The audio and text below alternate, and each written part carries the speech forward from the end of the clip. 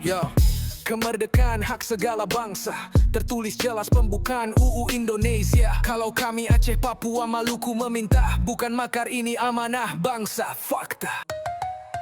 Kalau hak itu tidak untuk dijalankan, bukan merdeka namanya, itu penindasan. Kalau hak itu hanya buat yang kuat, hukummu berubah jadi alat penindas rakyat.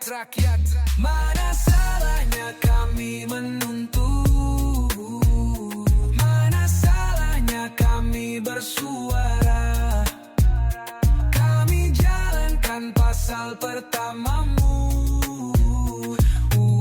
45 yang kau agungkan selalu. Kami berdiri bukan tunduk, kami berbicara bukan bisu, kami menuntut bukan membangkang. Hak bangsa tak boleh dibungkam.